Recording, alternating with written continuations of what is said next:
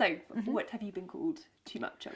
Aggressive, confident, pretty, too loud, too clever, annoying.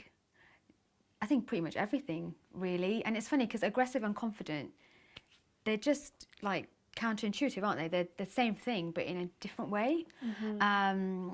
So yeah, too much. Yeah, too loud, too argumentative. Just not knowing when to know my place as a woman in an Asian society, and yeah, knowing when to be present and just look pretty, and also when to actually speak and when that's okay. So not knowing when to turn myself off, if that makes sense. Totally. Yeah. Yeah. And can you give us some examples, some anecdotes of the times when you've been called too much? Yeah, got so I suppose the most memorable is when I got divorced, and I was at work and I found a new love for my job, maybe because I was finally happy and I could actually put some energy into the work I was doing, but in doing that I was being quite challenging, and so I was told that I was too career driven as a bitter divorced woman. So I was actually being annoying and too confident, and too pushing too far to actually get the job done. Whereas if I probably was a guy, you know, I'd be, oh, you know, you're doing the right job, doing the right thing, and you're making tracks. Whereas a woman, I was being annoying and too driven and too overconfident. So that's one. And did you want more than one? Yeah, absolutely. Yeah. When was the first, just interestingly, like when was the first time you remember being called too much? Oh, when I was 11, 12 years old. So growing up in an Asian society, you know, women are there to be seen and not heard, especially children, especially women, girls.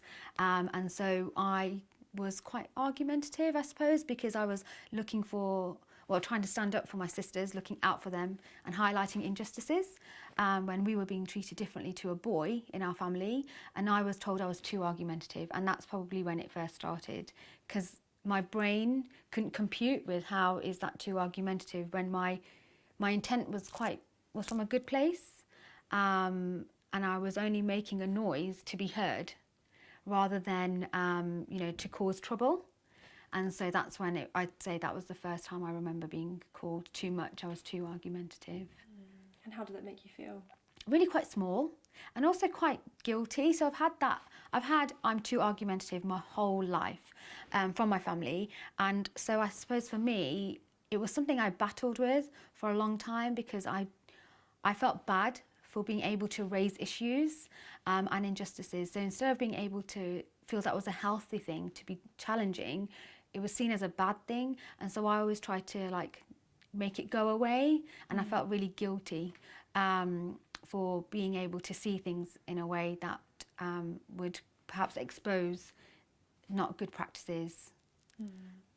When or was the time when you realised that it was more about other people than it was about you, and you started embracing? I'd say I probably, like in the last year or so. So for me, I've like lived with this whole thing for like the last 15 years. So I've had it while I was growing up in with my sisters and my parents. I've had it with at work, other women trying to bring me down because, you know, I'm too pretty or I'm too career driven, and friends as well who don't really know how to handle me. So and even in my marriage. So for about 15 years I was trying to deal with this, thinking there was something wrong with me, and that led to being depressed pretty much my whole life and not being comfortable with who I was. And there was always something that was plaguing me with, you know, something's not right, because I'm not a horrible person, but why am I doing what I'm doing? Because everyone else around me is career driven, or, you know, being aggressive. Well, not aggressive, they're being challenging, or they're pretty, you know, and it's okay. Why is it not okay for me? And so last year I went through a really tough year, and I actually got help for that depression in a real medical sense. And that's when I realised, going through counselling, that actually it's okay. I'm being me is okay, and being too much is okay, because it's actually really powerful. and it can be channeled in a way that can be really helpful for other women, because essentially that's what I was always doing when it came to my sisters. I was being their voice, you know, and if I can't be their voice, I can be someone else's voice who would appreciate that. So that's when I started becoming comfortable with who I was and realising that actually I can't control people's emotions.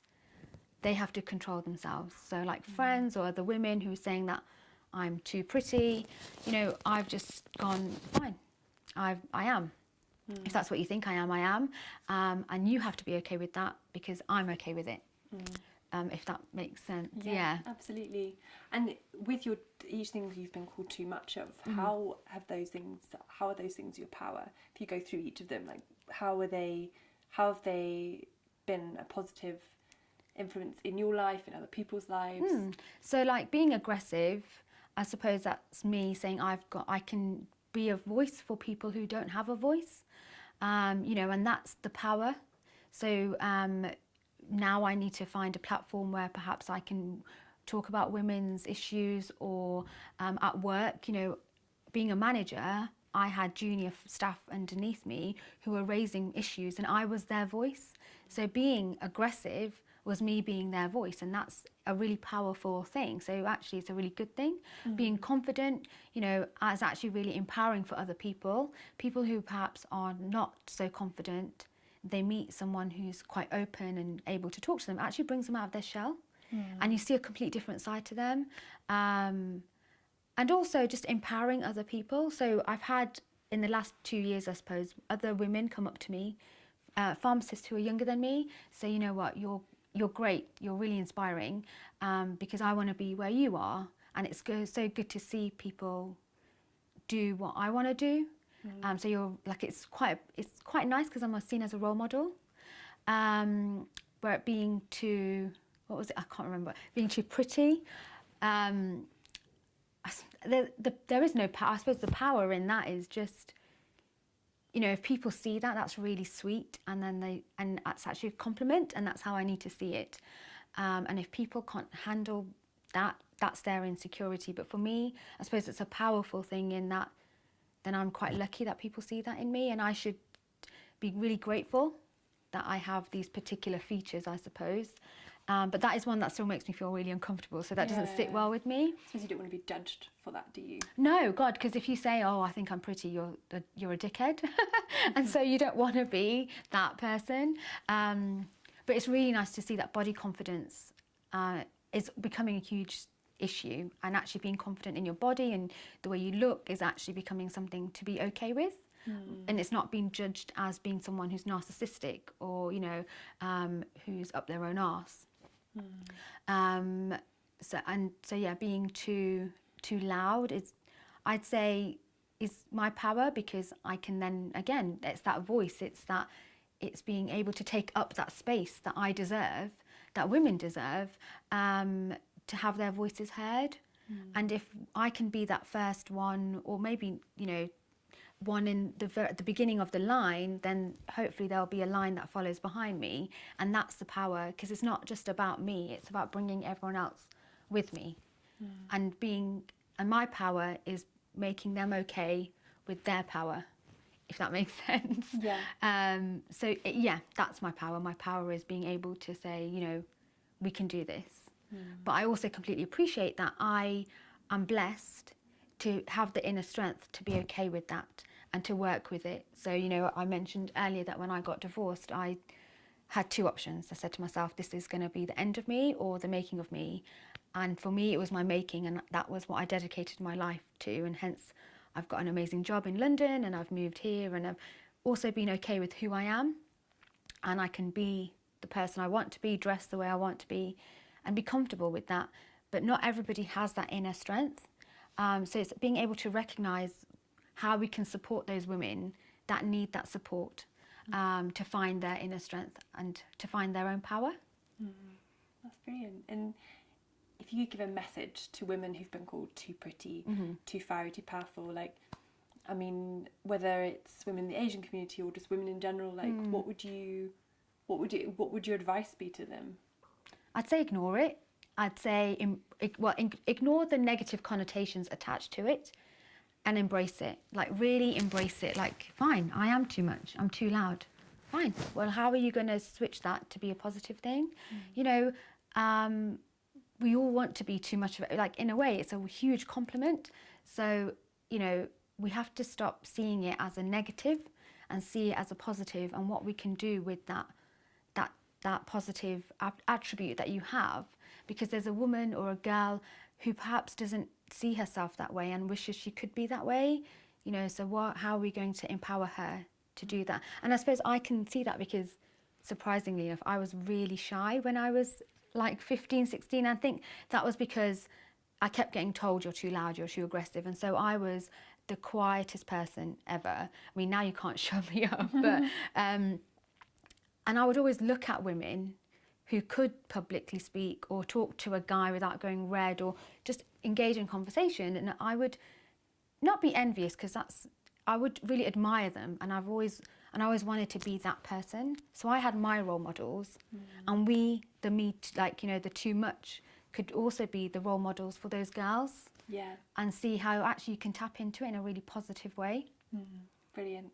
That's really great. Wonderful. And is there anything else you'd like to say? Like, is there any poems, sayings, phrases you want, or a song you want to sing?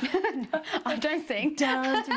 It's just basically. Is there anything else? Anything else? I think no. I just think, like, you know, we're in a place where we can really make this into a positive thing, and if we just all work together, it will be so powerful, and to do it in the right way, and we can really make a huge culture change, because everyone's making their own noise, but it's bringing that noise together to make a real big noise. You know, make as much noise, be the too much, to an extent where it's ridiculous, so you can't be ignored. Brilliant. Take up all the space. Yeah. Take up all the space. Yeah, definitely. Perfect.